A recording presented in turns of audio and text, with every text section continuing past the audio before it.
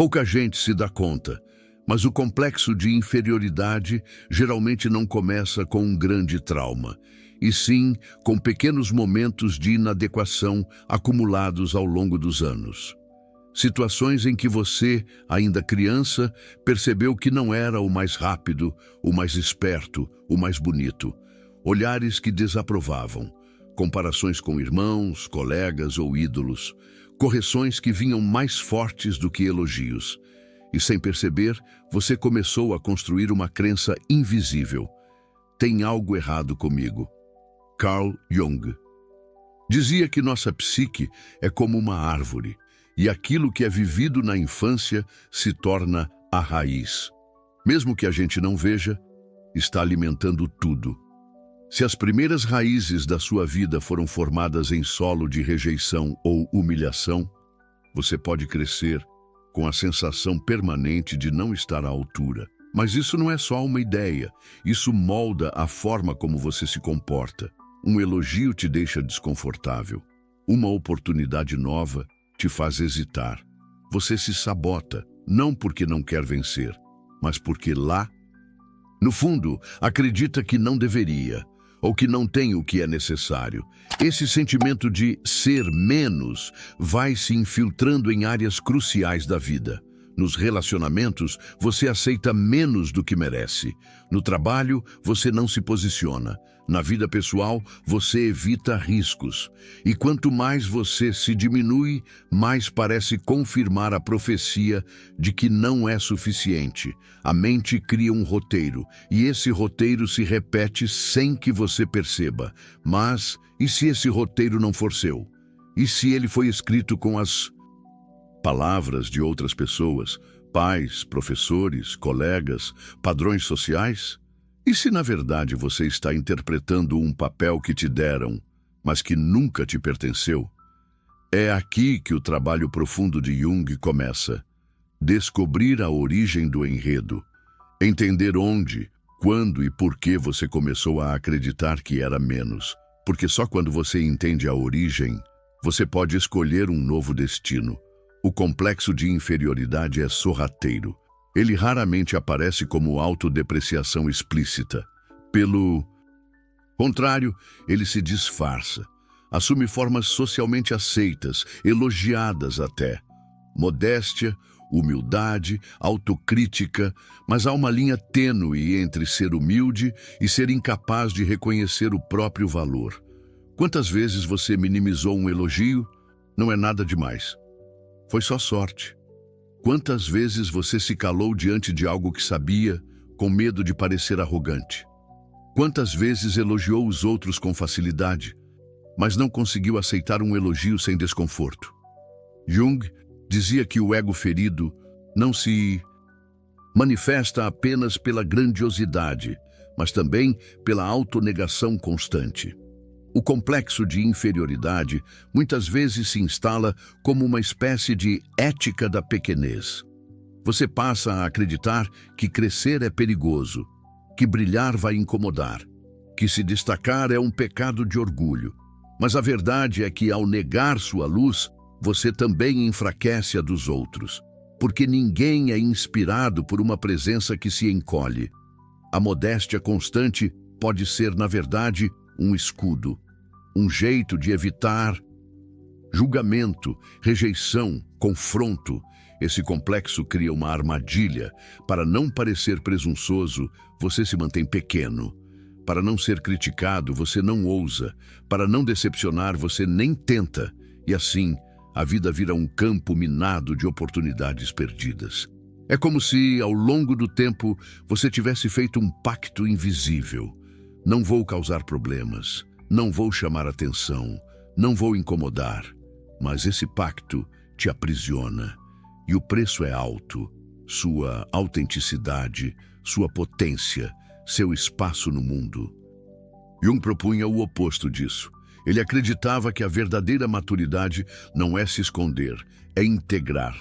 É saber que você pode ter falhas, sim, mas também dons. Que pode errar, mas também transformar. Que pode não saber tudo, mas ainda assim tem algo importante a oferecer. O complexo de inferioridade, em sua essência, é uma mentira aprendida.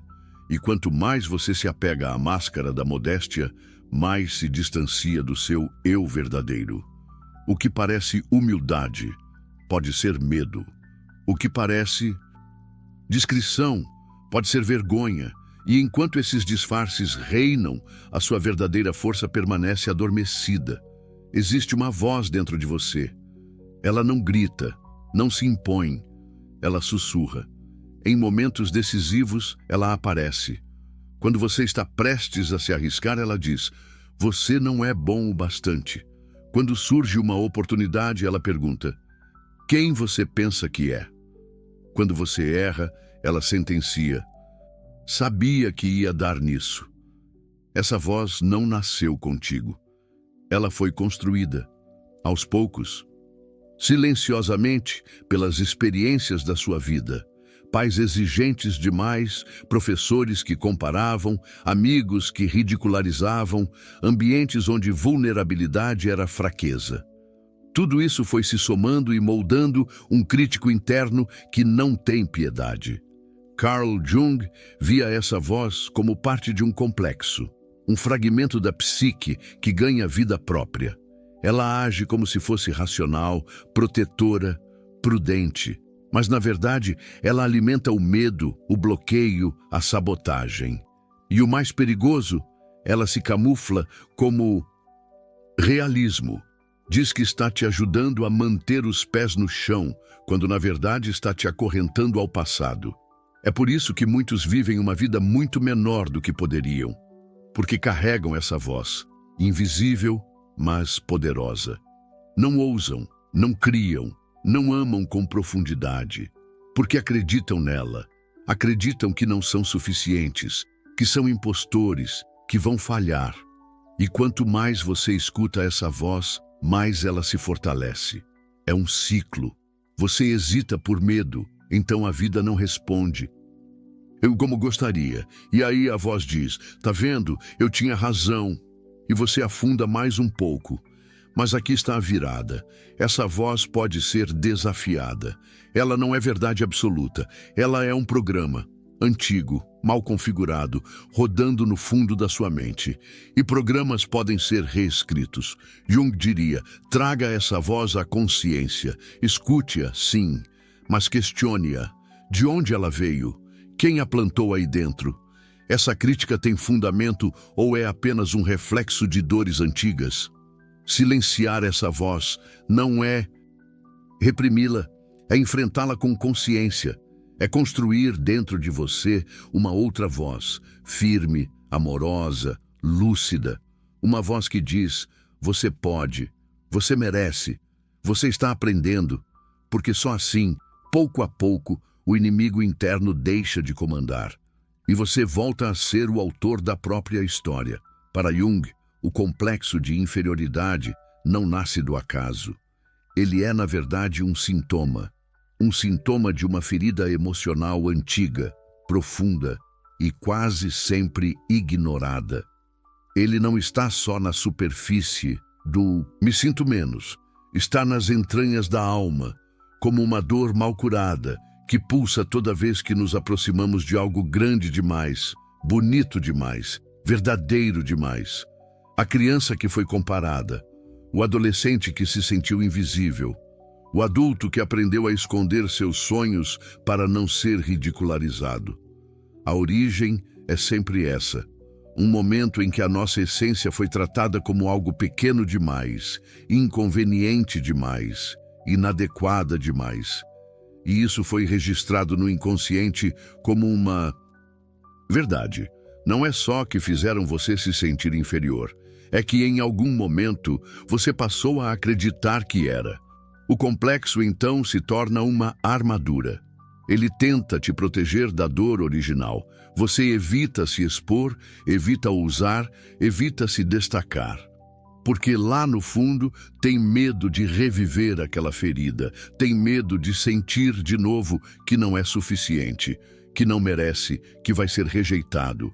E esse mecanismo de proteção se camufla, às vezes em humildade, às vezes em autossabotagem, outras em perfeccionismo. Você diz, não estou pronto, não é para mim, não é o momento certo.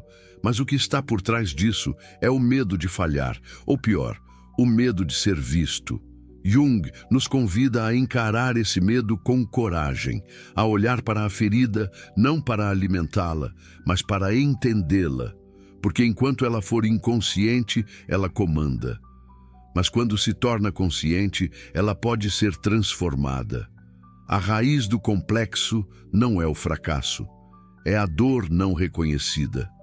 E o caminho para se libertar dele começa quando você deixa de fugir da sua história e começa a reescrevê-la, não como vítima, mas como alguém que decidiu se ver com olhos novos, com mais compaixão, com mais presença e com a certeza de que nenhuma ferida é grande o bastante para impedir quem está disposto a se curar. Poucas coisas alimentam mais o complexo de inferioridade do que a comparação constante. E, ironicamente, vivemos em uma cultura que transformou a comparação em estilo de vida. Redes sociais, métricas, rankings, likes, seguidores. Tudo nos empurra para um espelho distorcido, onde o outro vira medida e o nosso valor vira um reflexo.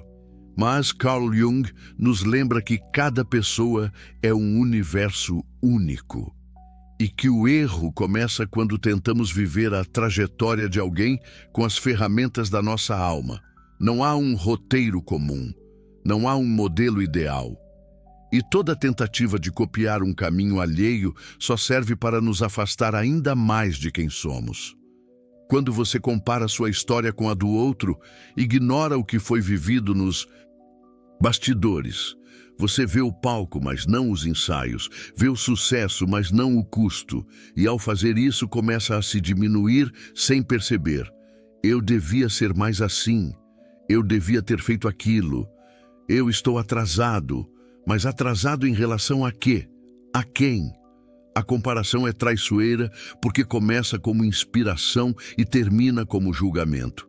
Primeiro, você admira. Depois, se sente insuficiente. E esse ciclo alimenta o complexo de inferioridade com força. Porque cada vez que você se mede com a régua dos outros, esquece a singularidade da sua jornada. Esquece que o que é brilho em um pode ser sombra em outro. Que o que parece fracasso agora pode ser raiz de um florescimento profundo lá na frente. Jung nos propõe outra perspectiva. Em vez de se comparar, pergunte-se o que há em você que ainda não foi revelado. O que está esperando espaço para surgir. O que é seu, apenas seu, e que ainda não foi reconhecido nem por você. A comparação é ruído. Silencie, volte-se para dentro e lembre-se, o verdadeiro valor não está em ser como os outros, está em ser inteiro no que você é. A régua mais honesta é a da sua consciência, e o único progresso que importa é aquele que te aproxima da sua própria verdade. O complexo de inferioridade nem sempre nasce da crítica externa. Muitas vezes, ele é nutrido por um inimigo silencioso, o próprio autojulgamento. Carl Jung nos mostrou que dentro de cada um de nós existe uma voz interna que carrega os ecos das exigências, censuras e reprovações que ouvimos ao longo da vida. Vozes de pais, professores, colegas, vozes que, com o tempo, deixaram de ser externas e passaram a habitar a nossa mente como regras invisíveis. Você não é bom o suficiente. Você vai fracassar. Você nunca será amado como é. O problema é que essa voz crítica raramente é confrontada. Ela vira parte do nosso pensamento cotidiano, um fundo constante de reprovação que distorce nossas ações, paralisa nossas escolhas e sabota nossas conquistas. E o mais cruel, muitas vezes, ela se disfarça de consciência, de responsabilidade, de realismo, mas, na verdade, é apenas medo disfarçado de bom senso. Jung acreditava que esse autojulgamento é a expressão de um eu ferido, Um eu que aprendeu a duvidar de si como mecanismo de sobrevivência. Afinal, se você já se rejeita, os outros não precisam fazer isso por você. É uma defesa, uma forma de controle, mas um controle que cobra um preço alto, a desconexão com a autenticidade. Essa crítica constante impede que você se arrisque, porque já antecipa o fracasso. Impede que você se mostre, porque já prevê o julgamento. E assim, pouco a pouco, você se transforma em uma versão domesticada de si mesmo, funcional, adequada, mas vazia. A proposta de Jung é profunda. É preciso resgatar a compaixão por si. Olhar para essa voz com consciência e perguntar: essa exigência é minha? Ou de alguém que eu tentei agradar? Esse julgamento me constrói ou me afunda? Essa regra é justa? Ou é uma prisão antiga que ainda não tive coragem de abandonar? Libertar-se do complexo de inferioridade não é gritar, eu sou incrível para o espelho. É calar, aos poucos, a voz que diz, você não pode. É aprender a se ouvir com mais amor, mais paciência e mais verdade. E, acima de tudo, é perceber que quando você deixa de se sabotar, começa a criar espaço para algo novo. Um eu que não precisa mais pedir desculpas por existir. Para Jung, todo movimento de crescimento genuíno começa em um lugar que não vemos, o inconsciente. E quando falamos em complexo de inferioridade, não estamos lidando apenas com pensamentos negativos ou baixa autoestima. Estamos lidando com um enredo simbólico mais profundo, um roteiro escondido que age nos bastidores da nossa consciência e molda nossas ações de forma quase hipnótica. Esse complexo funciona como um ímã silencioso, atrai situações, repete padrões, nos prende em ciclos de frustração. E o mais perturbador é que muitas vezes ele nos faz fracassar de forma inconsciente para confirmar aquilo que acreditamos sobre nós mesmos. É o famoso "eu sabia que ia dar errado". Como se o fracasso fosse mais confortável do que a possibilidade de se provar capaz. Porque provar-se capaz implicaria em mudar o roteiro inteiro. Jung dizia, você não se torna iluminado imaginando figuras de luz, mas sim tornando consciente a escuridão. E aqui está a chave. A autossabotagem não vai embora com afirmações positivas ou força de vontade. Ela só começa a enfraquecer quando conseguimos enxergar o que está por trás dela. O medo da rejeição, o trauma não resolvido, o sentimento de inadequação herdado da infância, a vergonha de existir. Essa jornada de tornar o inconsciente consciente exige coragem, porque é preciso rever memórias dolorosas, questionar verdades herdadas, recontar a própria história com novos olhos. Mas é só nesse movimento que algo realmente começa a mudar. Porque quando você entende de onde vem o seu impulso autodestrutivo, você deixa de ser refém dele. Imagine alguém que, toda vez que começa a prosperar, sabota o próprio sucesso. Não é porque não quer crescer, mas porque inconscientemente acredita que não merece ou que será abandonado se mudar. O inconsciente prefere a dor familiar à dor do desconhecido. E é por isso que tanta gente vive em cárceres emocionais.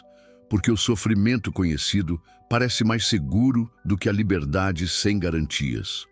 A proposta junguiana é resgatar essa parte esquecida de si, integrar os fragmentos, iluminar os porões da mente, transformar o sintoma em símbolo. Quando você reconhece seu complexo, ele perde o poder de te dominar. Ele vira um aviso, não mais um destino. No fim das contas, você não está quebrado, você está desconectado. E a reconexão com seu inconsciente é o primeiro passo para recuperar sua força, sua liberdade e sua inteireza. A autossabotagem não é sua identidade. É só um pedido da alma para que você pare de fugir de si mesmo. O complexo de inferioridade não é uma sentença. Ele é um sinal. Um sinal de que há algo dentro de você que precisa ser visto, ouvido, acolhido, algo que foi ignorado por tempo demais, silenciado pela vergonha ou pelo medo e que agora clama por reconhecimento. Carl Jung nos lembra que aquilo que não enfrentamos em nós mesmos, encontramos como destino. E isso vale para cada padrão de autossabotagem, cada escolha que parece te impedir de avançar, cada sensação de não ser suficiente. Não é azar, não é fraqueza, é o inconsciente tentando te proteger de algo que um dia doeu demais. Mas o que um dia foi proteção, hoje pode ser prisão. A boa notícia é que você não precisa continuar nesse ciclo. A consciência liberta, e a libertação começa com um ato simples, mas profundo. Decidir olhar para dentro, decidir escutar o que a alma tem a dizer, decidir que você não vai mais fugir de si mesmo. A coragem que você precisa não está em se tornar alguém perfeito, mas em aceitar quem você já é, com todas as suas luzes e sombras. Porque é só quando você para de lutar contra si que você começa de verdade a se transformar. Se esse vídeo te provocou, compartilhe com alguém que precisa ouvir isso. Comente aqui embaixo, em que momento da sua vida você percebeu que estava se sabotando? Como tem sido sua jornada de reconexão? Deixe seu like, se inscreva no canal e ative o sininho, porque aqui a gente continua mergulhando fundo nas regiões mais ocultas da alma. E se você chegou até aqui, talvez já esteja pronto para dar o próximo passo. Viver de forma mais consciente, mais inteira e, acima de tudo, mais livre.